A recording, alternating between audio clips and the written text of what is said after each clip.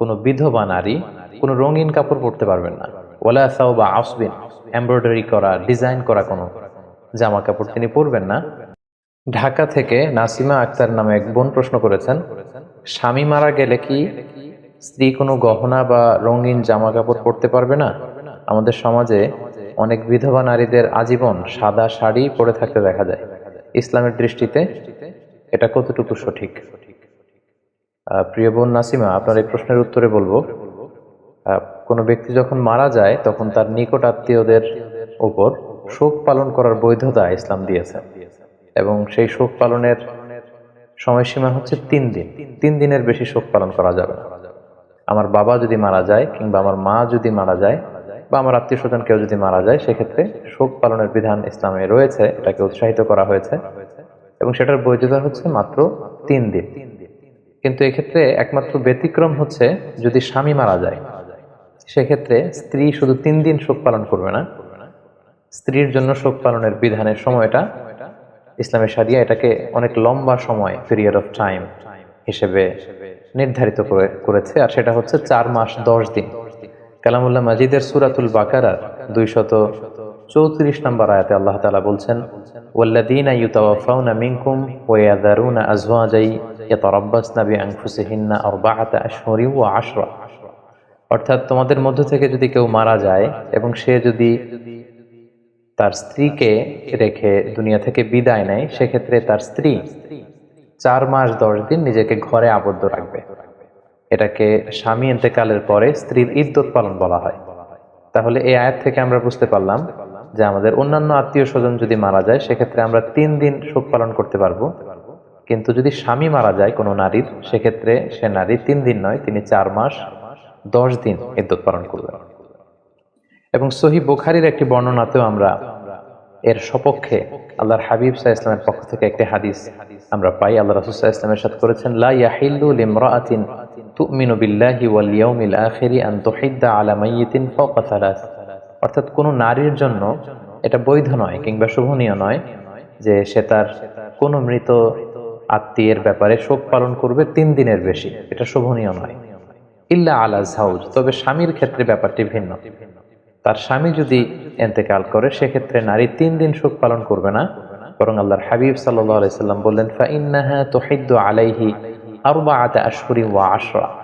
সেক্ষেত্রে সে নারী 4 মাস 10 দিন শোক পালন করবে বা ইদ্যত পালন করবে। এবং ইদ্যত পালনের এই যে ডিউরেশন, এই লং পিরিয়ড অফ টাইমে সে বিধবা নারী কি করতে পারবে এবং কি করতে পারবে না, এ ব্যাপারেও কিন্তু শরিয়া আর ইসলামিয়া কিছু ডুজ এন্ড ডোন্টস দিয়েছেন। সেক্ষেত্রে আমরা সুনানে নাসাইর একটি হাদিসকে উল্লেখ করতে চাই এখানে, যেখানে আল্লাহর হাবিব সাল্লাল্লাহু আলাইহি ওয়াসাল্লাম তিনি ইরশাদ করেছেন, ওয়ালা তালবাসু সাওবান মাসবুকান। অর্থাৎ এই 4 মাস 10 দিনের লম্বা সময়কালে কোনো বিধবা নারী কোনো রঙিন কাপড় পরতে পারবেন না। ওয়ালা সাওবা আসবিন, এমব্রয়ডারি করা ডিজাইন করা কোনো জামা কাপড় তিনি পরবেন না। ওয়ালা তাকতাহিল, এবং সে নারী চোখে কাজল ব্যবহার করবেন না। ওয়ালা তুমশিত, সৌন্দর্য বর্ধনের জন্য চুল আঁচড়াতে পারবেন না। ওয়ালা তামাসসু তিবান, কোনো পারফিউম ব্যবহার করতে পারবেন না। তাহলে এই হাদিসের আলোকে কিন্তু একজন বিধবা নারী কি করবেন এবং কি করবেন না, সেটার একটা রোডম্যাপ কিন্তু আমরা এই হাদিসের মাধ্যমে পেয়ে থাকি। এখন প্রশ্ন হচ্ছে যে অন্যান্য আত্মীয় স্বজন মারা গেলে শোক পালনের বিধান হচ্ছে মাত্র 3 দিন, কিন্তু স্বামী মারা গেলে একজন স্ত্রীর জন্য 4 মাস 10 দিন কেন এই ডুজ এন্ড ডোন্টস গুলো পালন করতে হবে, এবং 4 মাস 10 দিনের এই ইদ্যত পালনের নেপথ্যে সিগনিফিকেন্স বা তাৎপর্যটা কি, সেটা হচ্ছে প্রশ্ন। এক্ষেত্রে স্কলারগণ কিছু কারণ এই 4 মাস 10 দিনের ইদ্যতের পেছনে ওনারা বের করেছেন।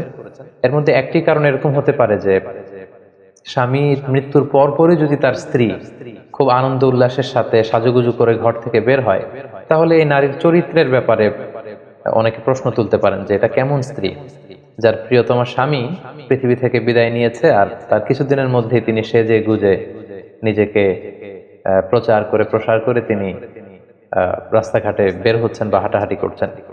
এটা মানে তাদের ভালোবাসার ব্যাপারে, বিশেষ করে সে নারীর চরিত্রের ব্যাপারে অনেকের প্রশ্ন আসতে পারে যে তাহলে কি তিনি তার স্বামীকে পছন্দ করতেন না?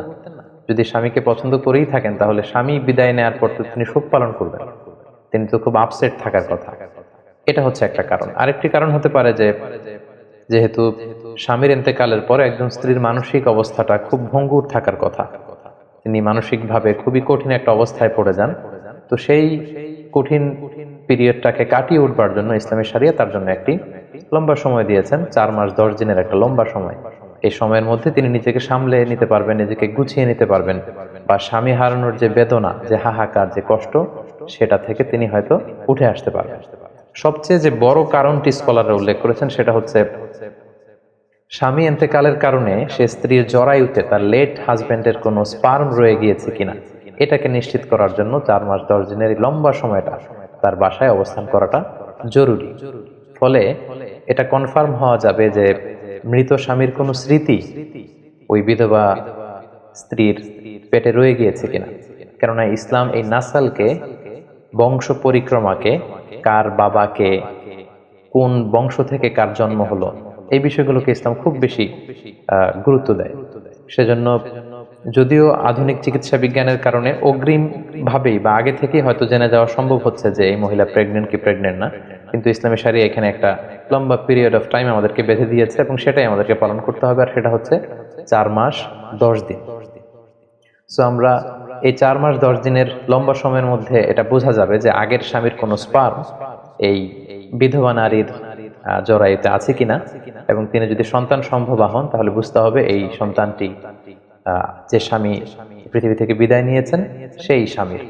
যদি এমনটি হতো, এরকম লম্বা পিরিয়ড অফ টাইমের ইদ্যত যদি পালন করার আদেশ ইসলাম না দিত, আর সেক্ষেত্রে বিধবা হওয়ার পরপরই কোনো নারী যদি আবার নতুন বিবাহ বন্ধনে আবদ্ধ হয়ে যান এবং নতুন স্বামীর সাথে যদি তিনি শারীরিক মেলামেশা করেন এবং তারপরে যদি এই বিধবা নারী গর্ভবতী হন, তাহলে এখানে একটা সন্দেহ থেকে যায় যে এই যে পেটের গর্ভের যে সন্তান, এটা কি নতুন স্বামীর স্পার্ম থেকে এসেছে নাকি যে স্বামী গত হয়েছে কিছুদিন আগে তার স্পার্ম থেকে।